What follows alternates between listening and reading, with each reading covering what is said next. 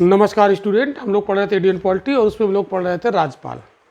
तो राजपाल की पिछले क्लास में हम लोगों ने पढ़ी थी शक्तियाँ, और शक्तियों में भी हमने दो शक्तियाँ यहाँ पर डिस्कस की हैं। एक शक्ति आपको बताई गई थी कार्यपालक शक्ति और दूसरी शक्ति आपको बताई गई थी विधायी शक्तियाँ। और आज के लेक्चर में हम लोग जो रेस्ट जो बची हुई हैं शक्तियाँ उस पर हम लोग बात करेंगे। तो आज के लेक्चर में हम लोग शुरू करते हैं राजपाल की वित्तीय शक्तियाँ, financial power of the governor. तो राज्यपाल की वित्तीय शक्तियां, फाइनेंशियल पावर।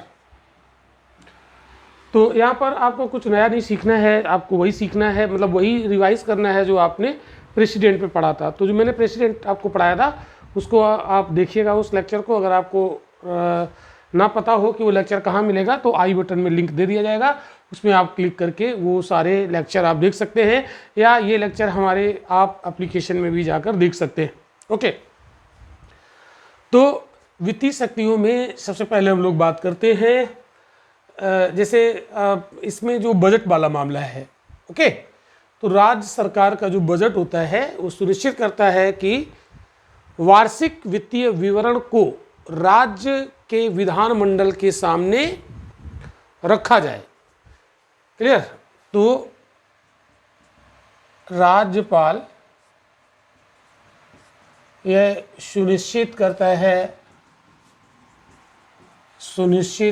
है कि राज्य का वार्षिक वित्तीय विवरण,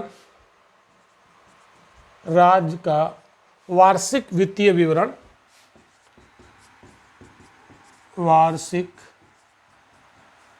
वित्तीय विवरण राज्य विधानमंडल में रखा जाए। राज्य विधानमंडल में रखा जाए।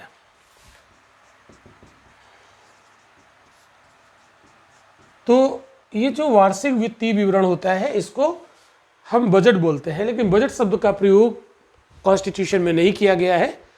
तो ये बात आपको यहाँ पर जरूर याद रखनी है। क्लियर?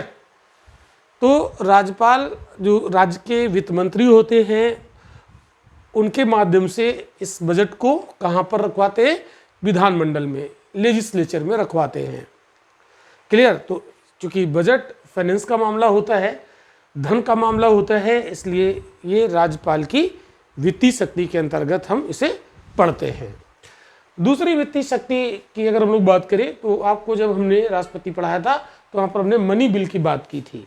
तो जैसे जो संघ जो केंद्र सरकार है वहाँ पर जो धन विधेयक होता है वो राष्ट्रपति की पूर्व अनुमति के ही लोकसभा में लाया जाता है। तो यहाँ बस राष्ट्रपति की जगह पर राज्यपाल हो जाएंगे और लोकसभा की जगह पर विधानसभा हो जाएगी। तो धन विधेयकों को राज्य विधानसभा में राज्यपाल की पूर्व सहमति के बाद ही प्रस्तुत किया जा सकता है। तो दूसरी जो फाइनेंशियल पावर है धन विधेयक के मामले में, धन विधेयक को राज्यपाल की पूर्व स्वीकृति, पूर्व अनुमति से ही विधानमंडल में प्रस्तुत किया जाएगा, मंडल में प्रस्तुत किया जाएगा, अदरवाइज नहीं होगा, है ना। विधानमंडल के किस हाउस में? लोअर हाउस में। राज्य विधानमंडल का जो लोअर हाउस होता है उसको क्या कहते हैं? विधानसभा। तो राज्य का जो धन विधेयक होता है मनी बिल, वो 199 आर्टिकल में उसे डिफाइन किया गया है। तो राज्य का जो मनी बिल है ये किस आर्टिकल में डिफाइन किया गया है? धन विधेयक। ये आर्टिकल इसके लिए आप याद कर सकते हो 199 199 में राज्य के धन विधेयक को डिफाइन किया गया है। क्लियर? तो ये हो गया। अब जैसे जो बजट लाया जाता है तो बजट में जो डिमांड ऑफ ग्रांट यानी बोलते हैं उसको अनुदान मांगे, तो कोई भी अनुदान की मांगे राज्यपाल की सहमति के बिना नहीं की जा सकती हैं। अनुदान मांगों को प्रस्तुत करने के लिए राज्यपाल की अनुमति ज़रूरी है। तो इसको भी हम लोग देख सकते हैं अनुदान मांगों के संदर्भ में।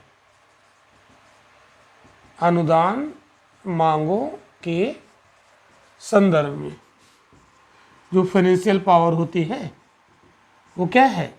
कोई भी अनुदान मांग राज्यपाल की सहमति के बिना प्रस्तुत नहीं की जाएगी। ये बात आपको याद करना है। क्लियर? और जैसे जो राज्य की आकस्मिक निधि होती है, राज्य की आकस्मिक निधि, आकस्मिक निधि, ऐसे ही केंद्र की आकस्मिक निधि होती है। तो केंद्र की आकस्मिक निधि पर अधिकार किसका होता है? राष्ट्रपति का। तो राज्य की आकस्मिक निधि पर अधिकार किसका होगा? राज्यपाल का। तो निधि पर राज्यपाल का अधिकार होता है, अधिकार होता है। तो आकस्मिक निधि भी तो धन का मामला है, फाइनेंस का मामला है। तो जैसे मान लो राज्य में कोई आकस्मिकता घटित हो जाती है तो उससे धन राज्यपाल निकाल के सरकार को दे देगी ताकि उस आकस्मिकता से निपटा जा सके। मान लो कहीं बाढ़ आ गई, कहीं भूकंप आ गया, तो वो वहाँ पर उसके कोई डिजास्टर आ गया है ना, नेचुरल डिजास्टर, प्राकृतिक आपदा, तो उस प्राकृतिक आपदा से निपटने के लिए धन की ज़रूरत होती है। तो राज्यपाल क्या करेंगे? इस आकस्मिक निधि से धन निकाल के किसको दे देंगे? सरकार को। और उस आकस्मिकताओं मतलब जो आकस्मिक घटना घटी है उससे निपटने में आसानी हो जाए। क्लियर? और जो आकस्मिक निधि से धन निकाला जाता है बाद में उसे सरकार के बजट से उसको बैलेंस कर दिया जाता है, बराबर कर दिया जाता है। क्लियर? तो आकस्मिक निधि जो होती है राज्य की, उस पर किसका कंट्रोल होता है? तो उस पर कंट्रोल होता है राज्यपाल का। और वहीं जो केंद्र की संचित निधि होती है उस पर किसका कंट्रोल होता है? राष्ट्रपति का होता है। क्लियर? तो यहाँ पर हम लोगों ने ये देखा। अब इसमें फाइनेंशियल पावर में एक दो और हैं, उसको भी देख लेते हैं।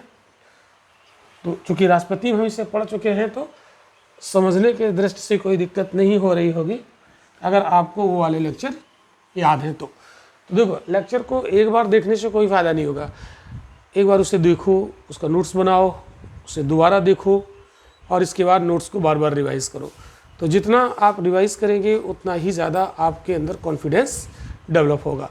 पढ़ते तो सभी हैं बट किसको कितना दिमाग में रह पाता है और वो एग्ज़ाम में परफॉर्मेंस कैसी कर पाता है, ये निर्भर करेगा आपके रिवीजन पर, पढ़ने पर निर्भर नहीं करेगा। क्लियर?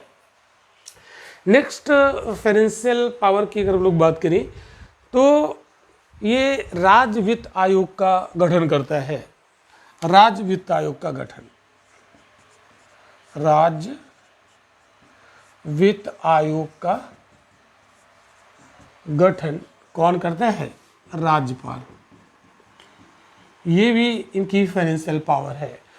तो पंचायतों और नगर पालिकाओं की वित्तीय स्थिति की हर 5 वर्ष बाद समीक्षा के लिए, ध्यान से समझना, पंचायतों नगर पालिकाओं की जो वित्तीय स्थिति होती है, उसका जो फाइनेंशियल स्टेटस होता है, उसकी समीक्षा के लिए हर 5 वर्ष में वित्त आयोग का गठन करेगा। तो इसके लिए आप जानते हैं आर्टिकल 243I, ये आर्टिकल यहाँ पर समझा देते हैं, 243I और आर्टिकल 243Y, I और Y। तो आर्टिकल 243I जो 73वें संविधान संशोधन के तहत जोड़ा गया था और आर्टिकल 243Y जो 74वें संविधान संशोधन के तहत जोड़ा गया था, तो इसमें प्रावधान किया गया है वित्त आयोग का। क्लियर? तो इसमें होता है पंचायत और इसमें होता है नगर पालिका, म्यूनिसिपैलिटीज, नगर पालिका। तो पंचायतों और नगर पालिकाओं की जो फाइनेंशियल स्थिति है उसकी समीक्षा करने के लिए राज्य वित्त आयोग का गठन हर 5 वर्ष में कौन करेगा? राज्यपाल महोदय करेंगे। क्लियर? तो ये बात आपको याद रखना है। ये आर्टिकल 243I ये आगे हम और अच्छे से पढ़ेंगे जब पंचायती राज और म्यूनिसिपैलिटीज़ अर्थात जो नगर पालिका है जो वो पढ़ेंगे। क्लियर? अब हम लोग बात करते हैं यहाँ पर न्यायिक शक्तियाँ। फाइनेंशियल पावर में इतनी ही है। हम लोग बात करेंगे न्यायिक शक्तियों की। एक मिनट।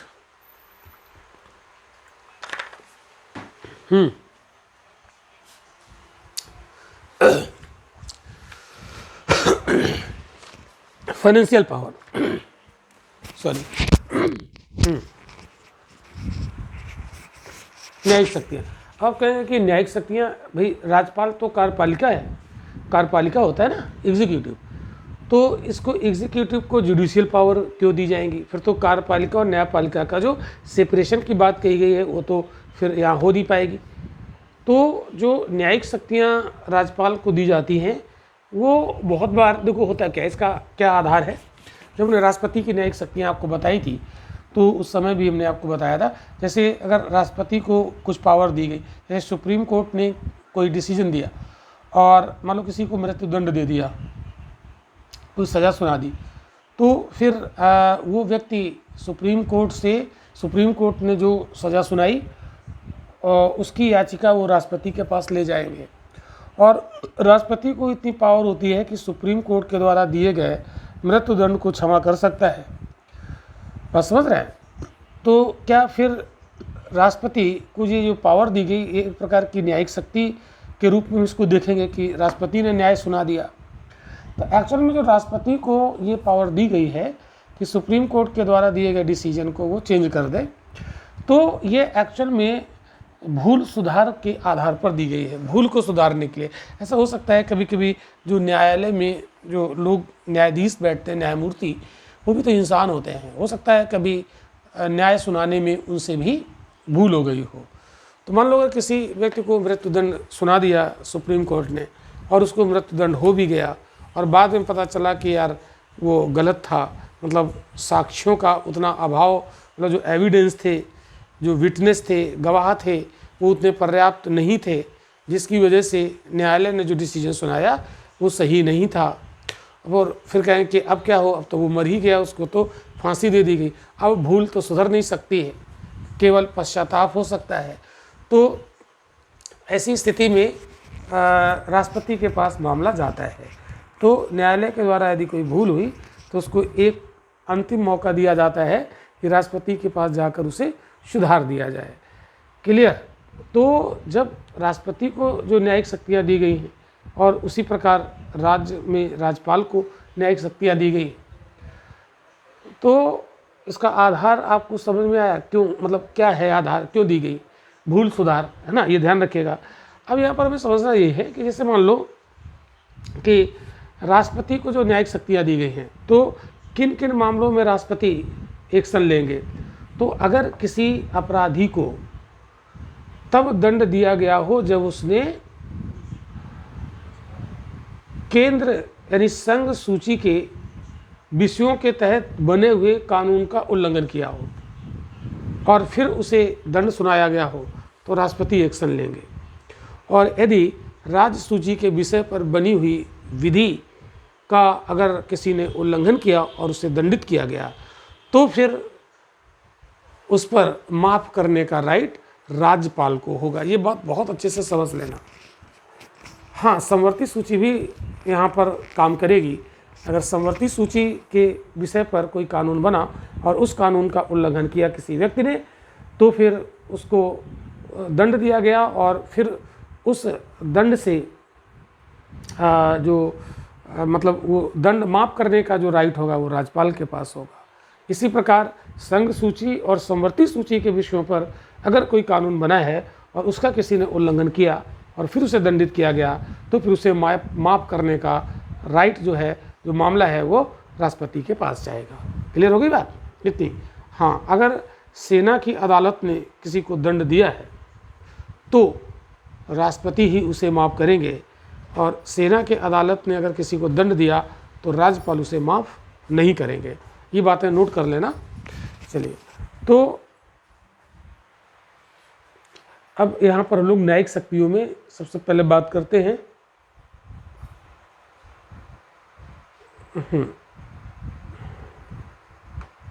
देखो, राज्यपाल की न्यायिक शक्तियों में न्यायिक शक्तियाँ, तो जैसे किसी व्यक्ति को अगर मतलब दंड दिया गया है तो राज्यपाल उसे क्या कर सकते हैं, दंड से क्षमा कर सकते हैं, पार्डन, दंड से क्षमा, पार्डनिंग पावर जिसको कहते हैं। ओके, और दूसरा, एक हमने राष्ट्रपति में आपको पढ़ाया था, तो बताया था RRCR, याद आया आपको? आर, यहाँ पर आर है, इसका मतलब रिप्राइव,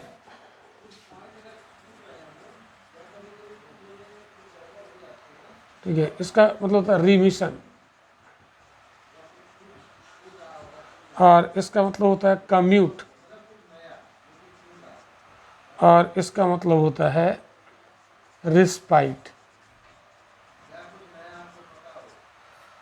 और इसको हिंदी में कह सकते हैं, जो रिप्राइव होता है इसको हिंदी में कहते हैं, ठीक है, इसको हिंदी में प्रविलंबन बोलते हैं, प्रविलंबन। ओके, और रिमिशन को परिहार कहते हैं, परिहार, और कम्यूट को, सॉरी, थोड़ा हिंदी इंग्लिश का यहाँ पर चक्कर है, ध्यान रखिएगा। वैसे ये इंग्लिश में ज़्यादा सही रहता है, ये हिंदी वाले जो टर्म है यहाँ पर थोड़े से टफ होते हैं। और रिस्पाइट का विराम, विराम, ये, और ये हो गया पार्डन।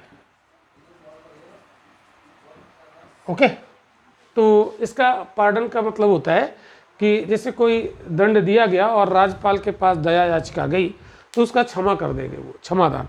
हाँ, एक चीज़ है कि राज्यपाल किसी को मृत्युदंड से क्षमादान नहीं दे सकते हैं, क्लियर, और बाकी सजाओं को वो पूरा माफ़ कर देते हैं, यानी पूर्ण रूप से माफ़ करना, पूर्ण रूप से माफ़ करना, क्लियर। और जो प्राविलंबन होता है, सजा को कुछ समय के लिए स्थगित करना, स्थगित करना, इसका मतलब क्या होगा? देखो, जैसे किसी को कल सजा होनी है तो उसको क्या कहेंगे कि कल ना होकर 1 महीने बाद उसको आगे टाल दिया, 1 महीने बाद हो जाएगी सजा, यानी सजा को कुछ समय के लिए क्या करना, स्थगित कर देना, मतलब पोस्टपोन कर देना, क्लियर। अब आप देखो, प्राविलंबन मतलब थोड़ा सा विलंब कर दिया। अब आप देखो, रिमिशन का मतलब क्या होता है?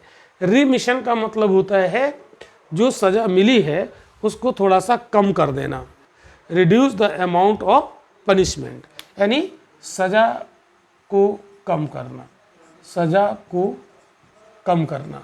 लेकिन एक चीज़ याद रखना, सजा की प्रकृति को चेंज नहीं करना है, यानी सजा के, यानी पनिशमेंट के नेचर को बदले बिना सजा को कम करना। मान लो किसी को 6 साल का कठोर कारावास की सजा दी गई, तो उसमें 6 की जगह पर ये 3 साल कर सकते हैं, उसको थोड़ा सा कम कर दिया तो होगा कारावास ही। पहले 6 वर्ष का था, इन्होंने अमाउंट को थोड़ा सा कम कर दिया, लेकिन नेचर वही है, कारावास ही है। तो आप रिमिशन यानी जो परिहार होता है, इसका मतलब क्या होता है सजा की प्रकृति को बदले बिना उसके अमाउंट को रिड्यूस करना। क्लियर। अब देखो कम्यूट और जो परिहार है, इन दोनों में काफ़ी कुछ सिमिलैरिटी है।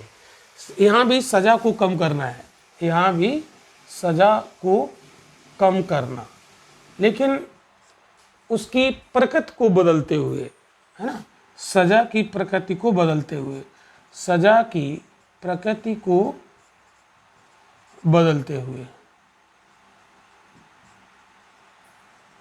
क्लियर।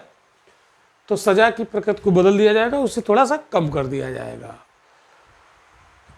मान लो किसी को कठोर कारावास दिया गया 6 साल का, तो उसको साधारण कारावास में बदल दिया जाए और 6 की जगह पर 4 वर्ष कर दिया जाए, तो कठोर और साधारण दोनों का नेचर बदल गया ना, तो ऐसा कर सकते हैं। अब रिस्पाइट का मतलब क्या होता है समझिएगा, कुछ विशेष परिस्थितियों की वजह से, कुछ विशेष परिस्थितियों की वजह से सजा को कम करना, सजा को कम करना। मान लो जैसे इसका उदाहरण आप दे सकते हो, जब महात्मा गांधी आंदोलन करते थे और उनको जेल में सरकार डाल देती थी, तो पता लगा कि महात्मा गांधी को 6 वर्ष के लिए डाला गया जेल में। समझो ध्यान से, 6 वर्ष की सज़ा सुनाई गई महात्मा गांधी को, 6 वर्ष की कारावास की सज़ा। जैसे महात्मा गांधी जब असहयोग आंदोलन किया और फिर उन्हें गिरफ्तार किया गया, 6 वर्ष की सज़ा सुना दी गई। अब ये क्या करते हैं, इनका महात्मा गांधी का एक और अच्छा तरीका था, ये जब जेल में जाते थे और 1 आध साल रहते थे, इसके बाद ये इनका वहाँ पर स्वास्थ्य खराब होने लगता था, जानबूझ के खाना वाना छोड़ देते थे कि हमारा स्वास्थ्य खराब होगा, और स्वास्थ्य खराब होगा तो हमें 6 वर्ष के पहले ही जेल से रिहा कर दिया जाएगा। ये महात्मा गांधी का बड़ा अच्छा तरीका था। तो विशेष परिस्थिति, क्या विशेष परिस्थिति, स्वास्थ्य खराब हो गया, इसलिए सज़ा को कम कर दिया गया। वही कुछ विशेष परिस्थितियों की वजह से सज़ा को कम कर दिया जाता था। ये महात्मा गांधी रिस्पाइट यानी विराम का सबसे अच्छा एग्जाम्पल है। क्लियर। मान लीजिए कोई प्रेग्नेंट लेडी और उनको सजा हुआ कारावास का, ठीक है, 1 साल का, तो उनकी प्रेगनेंसी को ध्यान में रखते हुए उनकी कारावास की सज़ा को कम कर दिया जाएगा। क्लियर। तो विशेष परिस्थिति होनी चाहिए, तो उसको बोलते हैं रिस्पाइट। तो राज्यपाल ये सारे राइट हैं, लेकिन हाँ, मृत्युदंड से क्षमा दान केवल राष्ट्रपति ही करते हैं, राज्यपाल नहीं करते हैं। और दूसरा, अगर सेना की अदालत ने किसी को दंड दिया है तो उसको भी राष्ट्रपति ही माफ़ कर सकते हैं, राज्यपाल के न्यायिक मतलब राज्यपाल के अधिकार क्षेत्र में वो नहीं आता है। क्लियर बात, ये ध्यान रखिए। ओके, चलो, तो ये हम लोगों ने सीख लिया। अब हम लोग देखते हैं नेक्स्ट। तो ये सारे काम कर सकते हैं। और जैसे राज्यपाल जो जिला न्यायाधीश होते हैं ना, जिला जो न्यायालय होता है, तो जिला न्यायालय में न्यायाधीशों को नियुक्त करते हैं कौन, राज्यपाल। ये भी न्यायिक शक्ति हो गई। तो जिला न्यायाधीशों की तो नियुक्ति करते ही करते हैं, लेकिन जिला न्यायाधीशों के अलावा भी न्यायिक आयोग से जुड़े हुए लोगों की नियुक्ति भी राज्यपाल करते हैं।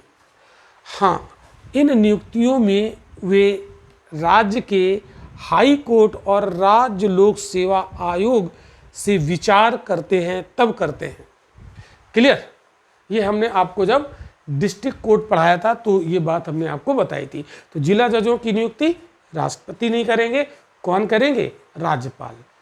हाँ, राष्ट्रपति हाई कोर्ट और सुप्रीम कोर्ट के जजेस की नियुक्ति करेंगे, लेकिन जिला जजों की, डिस्ट्रिक्ट जज जिसको हम लोग डिस्ट्रिक्ट एंड सेशन जज कहते हैं, तो उनकी नियुक्ति राज्यपाल करेंगे। और जिला जजों के अलावा न्यायिक आयोग से जुड़े हुए लोगों की नियुक्ति भी करते हैं। क्लियर। तो ये बात आप ज़रूर याद रखिएगा। तो न्यायिक जो शक्तियाँ हैं वो यहाँ पर इतनी थी।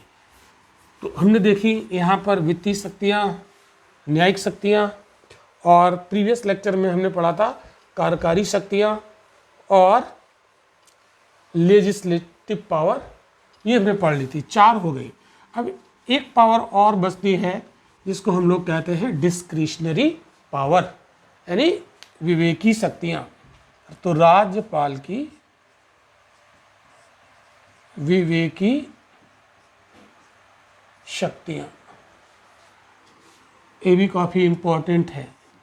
अब यहाँ पर अगर हम लोग देखें तो जब हमने आपको राष्ट्रपति पढ़ाया था तो हल्की सी कंपैरिजन यहाँ पर करेंगे, राष्ट्रपति की विवेकी शक्तियाँ, राष्ट्रपति की विवेकी शक्तियाँ, discretionary power of governor and discretionary power of president. तो एक चीज याद रखिएगा,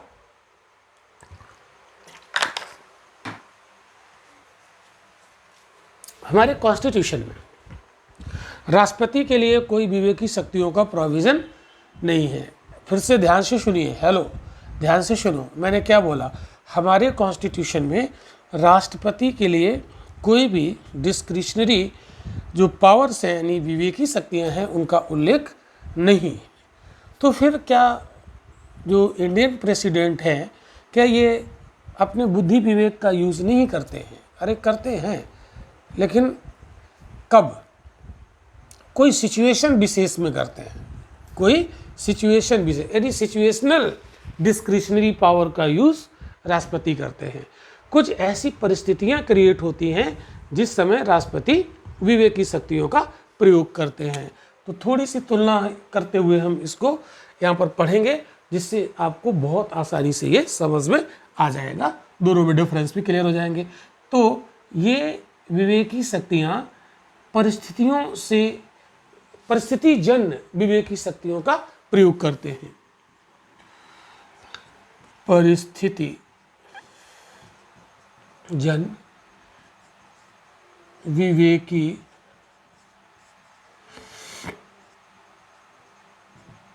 शक्तियों का प्रयोग करते हैं। क्लियर?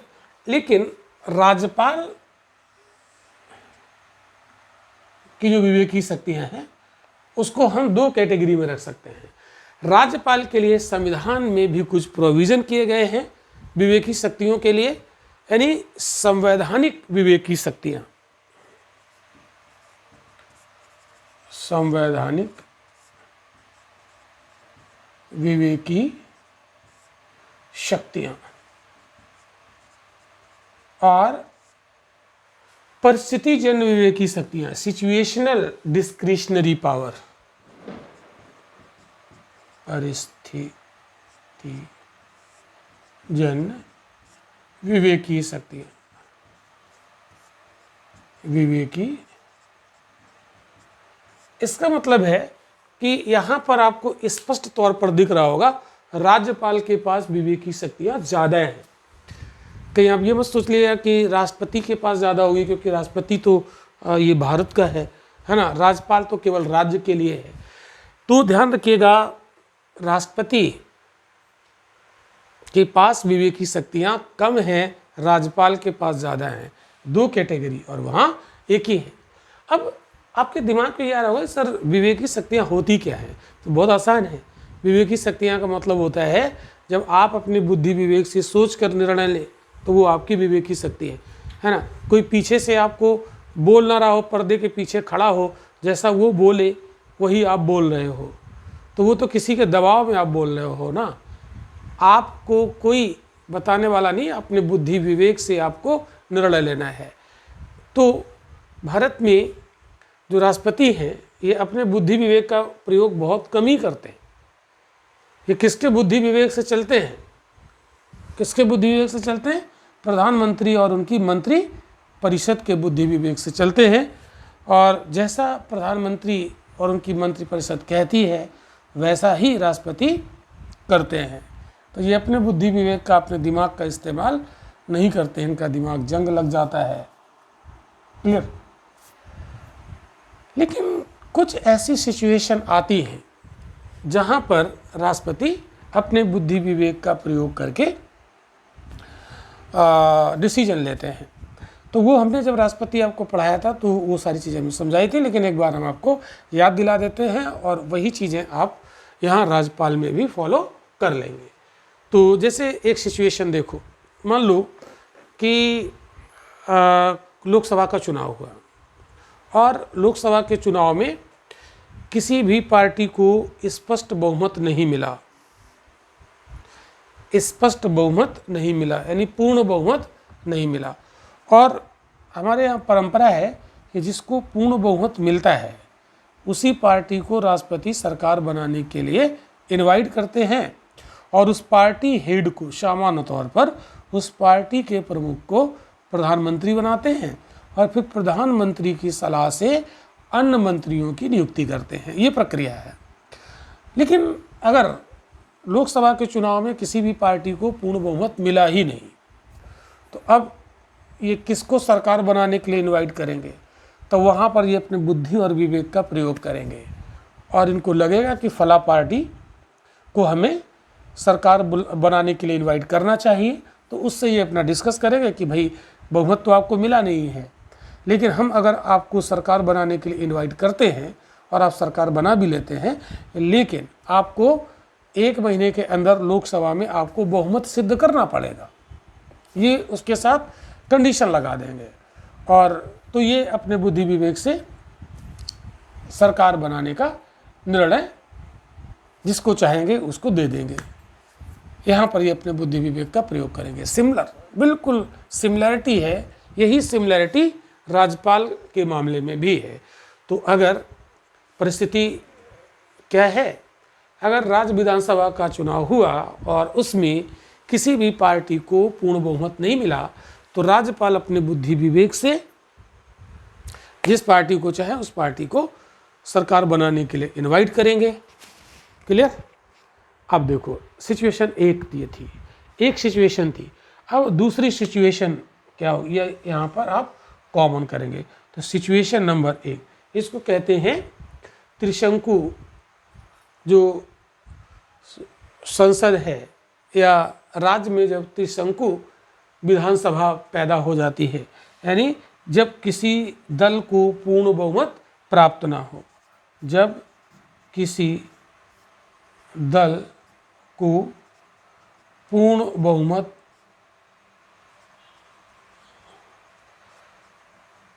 प्राप्त ना हो। सिचुएशन नंबर 1, तो ये कौन सी ये परिस्थितियां हैं? ओके, तो ध्यान से समझ लेना, मज़ा आएगा, कभी नहीं भूलोगे। तो एक सिचुएशन ये उत्पन्न हुई। दूसरी सिचुएशन क्या हो सकती है, ज़रा दिमाग लगाओ। जैसे मान लो कि कोई सरकार थी किसी पार्टी की और उस सरकार के खिलाफ अविश्वास प्रस्ताव लाया गया लोकसभा में, और अगर राज्य का मामला है तो राज्य की विधानसभा में, और वो अविश्वास प्रस्ताव यानी नो कॉन्फिडेंस मोशन पास हो गया, तो सरकार को इस्तीफा देना पड़ेगा।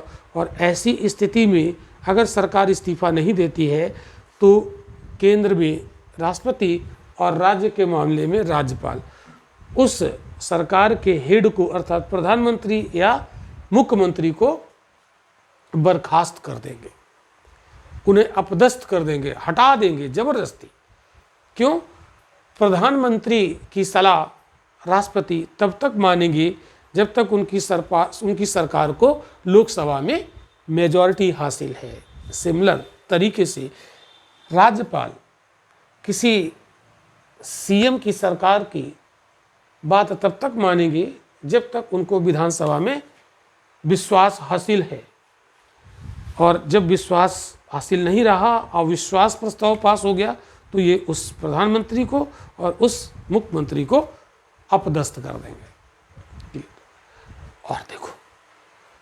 और देखो और एक सिचुएशन, तीसरी सिचुएशन यहाँ लिख लीजिएगा। दूसरी सिचुएशन, तीसरी सिचुएशन, अगर देश में प्रधानमंत्री की मृत्यु हो जाती है या राज्य में मुख्यमंत्री की मृत्यु हो जाती है, तो ऐसी स्थिति में केंद्र में राष्ट्रपति और राज्य में राज्यपाल एक नए प्रधानमंत्री या नए मुख्यमंत्री, मतलब उसी पार्टी के किसी व्यक्ति को वो बना सकते हैं, नियुक्त कर सकते हैं। यहाँ पर वो अपने बुद्धि विवेक से काम लेंगे। तो ये कुछ सिचुएशन है। तो उन सिचुएशन में राष्ट्रपति अपने बुद्धि विवेक का प्रयोग करेंगे और ऐसी ही सिचुएशन में राज्यों में राज्यपाल अपने बुद्धि विवेक का प्रयोग करेंगे। तो ये तो हो गई यहाँ पर कॉमन, है ना, राष्ट्रपति और राज्यपाल की शक्तियाँ। लेकिन हमारे कॉन्स्टिट्यूशन में राज्यपाल के लिए कुछ विवेकी शक्तियों का उल्लेख किया गया है। ये बात आपको यहाँ पर ध्यान से समझना है। तो जैसे एक मिनट,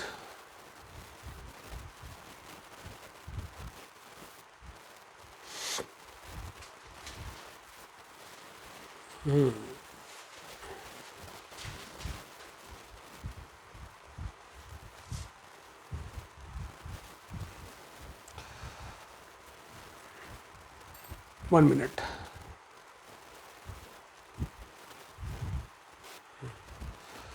जैसे मान लो राष्ट्रपति ने राज्यपाल को कुछ निर्देश दिए। ध्यान से सुनना, मैं इसको लिख नहीं रहा हूं यहाँ पर, इस जगह संविधान में क्या लिखा है राज्यपाल के लिए विवेकी शक्तियों के बारे में। जैसे मान लो कि राष्ट्रपति के निर्देश पर राज्यपाल के कुछ विशेष उत्तरदायित्व होते हैं। राष्ट्रपति ने निर्देश दिया राज्यपाल को, तो जो निर्देश दिया वो राज्यपाल को उसे, मतलब राज्यपाल उसका निर्वहन करेगा। तो राष्ट्रपति के द्वारा दिए गए निर्देशों का राज्यपाल के द्वारा निर्वहन किया जाएगा। ऐसे मामले में राज्यपाल मुख्यमंत्री के नेतृत्व वाली मंत्रिपरिषद से परामर्श लेते हैं और अपने स्वविवेक से निर्णय लेते हैं। अब मेरी बात दोबारा समझिएगा ध्यान से। मैं ये बोल रहा हूँ कि जैसे मान लो राज्यपाल को राष्ट्रपति ने कोई निर्देश दिया कि आपको ये काम करना है, यानी कुछ रिस्पॉन्सिबिलिटी दी, तो राज्यपाल उस रिस्पॉन्सिबिलिटी का निर्वहन करेंगे, उस उत्तरदायित्व का निर्वहन करेंगे। लेकिन निर्वहन करने के लिए पहले वो मंत्रिपरिषद की सलाह लेंगे, है ना, मुख्यमंत्री के नेतृत्व वाली मंत्रिपरिषद से सलाह लेंगे, लेकिन अपने स्वविवेक से निर्णय लेंगे। सलाह तो लेंगे लेकिन स्वविवेक से निर्णय लेंगे। तो ऐसे कौन कौन से निर्देश हैं जो राष्ट्रपति राज्यपाल को देंगे और उसका वो निर्वहन करेंगे अपने स्वविवेक से, लेकिन मुख्यमंत्री के नेतृत्व वाली मंत्रिपरिषद से सलाह ले लेंगे। माने ये जरूरी नहीं, अपने स्वविवेक से करेंगे। क्लियर? तो वो कौन कौन सी परिस्थितियां हैं, मतलब कौन कौन से मामलों में वो निर्देश देंगे। जैसे मान लो वो कौन कौन सी हैं, देखो जैसे महाराष्ट्र का विदर्भ और मराठवाड़ा जो क्षेत्र है उसके पृथक, उसके विकास के लिए अलग से विकास बोर्ड की स्थापना, यानी महाराष्ट्र के विदर्भ और मराठवाड़ा ये काफ़ी पिछड़े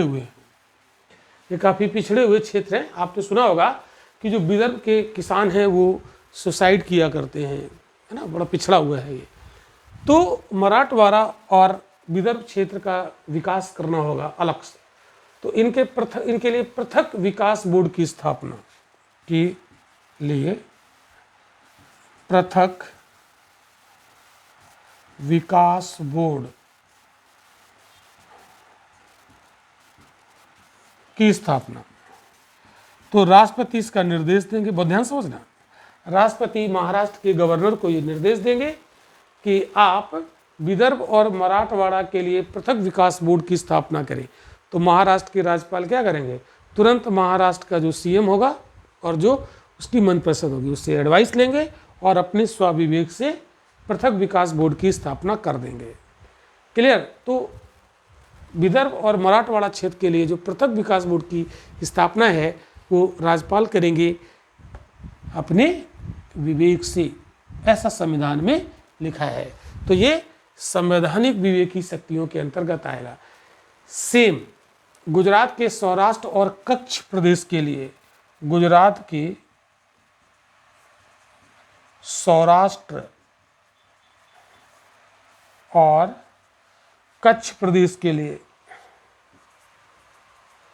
कच्छ प्रदेश के लिए पृथक विकास बोर्ड की स्थापना, पृथक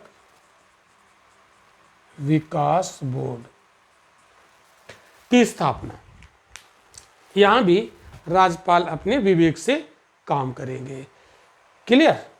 और भी बहुत सारी चीज़ें हैं, वो हम ऐसे ही आपको बोल के बता दे रहे हैं, यहाँ पर लिखेंगे नहीं क्योंकि लिखेंगे तो टाइम ज़्यादा लगेगा। जैसे नागालैंड की जो नागा पहाड़ियाँ हैं वहाँ पर, और जो आंतरिक क्षेत्रों में जो बहुत सारी विघ्न और बाधाएं हैं, उनके चलते कानून और व्यवस्था के संबंध में जो निर्णय लेते हैं वो राज्यपाल की विवेकी शक्तियाँ हैं। असम के जनजातीय इलाकों की जो प्रशासनिक व्यवस्था है उसको मेंटेन करने के लिए राज्यपाल अपने विवेक का प्रयोग करते हैं। मणिपुर राज्य के पहाड़ी इलाकों में प्रशासनिक व्यवस्था के बारे में विवेकी शक्तियों का प्रयोग करते हैं वहाँ के गवर्नर। सिक्किम राज्य की जनता के विभिन्न वर्गों के बीच सामाजिक और आर्थिक विकास के साथ शांति सुनिश्चित करने के मामले में वो अपने बुद्धि विवेक का प्रयोग करते हैं। अरुणाचल प्रदेश में कानून एवं व्यवस्था को बनाने के लिए वो अपने स्वविवेक का प्रयोग करते हैं। कर्नाटक के कर्नाटक हैदराबाद, जो कर्नाटक हैदराबाद क्षेत्र है उसके लिए अलग से विकास बोर्ड की स्थापना राज्यपाल अपने विवेक से करते हैं। तो इस तरह से देखा जाए कि संविधान में राज्यपाल का जो कार्यालय होता है, यानी जो राज्यपाल का काम होता है, वो दोहरी भूमिका तय करता है। राज्यपाल दोहरी भूमिका अदा करता है, एक राज्य के लिए और दूसरा केंद्र के दिशा निर्देशों पर भी काम करते हैं। क्यों? क्योंकि राष्ट्रपति के दिशा निर्देशों से ये काम यहाँ पर कर रहे हैं, और राष्ट्रपति के एजेंट के रूप में राज्यपाल किसी राज्य में होते हैं। तो दोहरी भूमिका अदा करते हैं, एक तो वो केंद्र के लिए काम करते हैं और दूसरा जिस राज्य में है उसके लिए काम करते हैं। ये हमने आपको प्रीवियस लेक्चर में बताया था कि राज्यपाल की दोहरी भूमिका कैसी होती है। तो यहाँ पर हमने देखा राज्यपाल की जो बची हुई शक्तियाँ थी, आज वाले लेक्चर में हमने उसको पूरा डिटेल में समझने का प्रयास किया है। तो ये चीज़ें आप अच्छे से समझ लीजिएगा, नोट्स बना लीजिएगा। इतना कर लिया, बार बार रिवाइज कर लिया तो राज्यपाल से कोई क्वेश्चन गलत नहीं होगा। इसके जो रेलेवेंट आर्टिकल थे वो हमने कल आपको बता दिए थे। अगर आपको एक आध दो आर्टिकल हो सकता है मैं पढ़ाने के क्रम में मैं भूल गया हूँ, ना पढ़ाया हो, तो आप एक बार बुक से देख लीजिएगा, और बाकी इससे ज़्यादा राज्यपाल में कोई क्वेश्चन नहीं बनेगा। तो ये होता है कंप्लीट। और अगले लेक्चर में हम लोग मिलेंगे तो वहाँ पर पढ़ेंगे हम लोग विधानसभा और विधान परिषद। ओके, चलिए।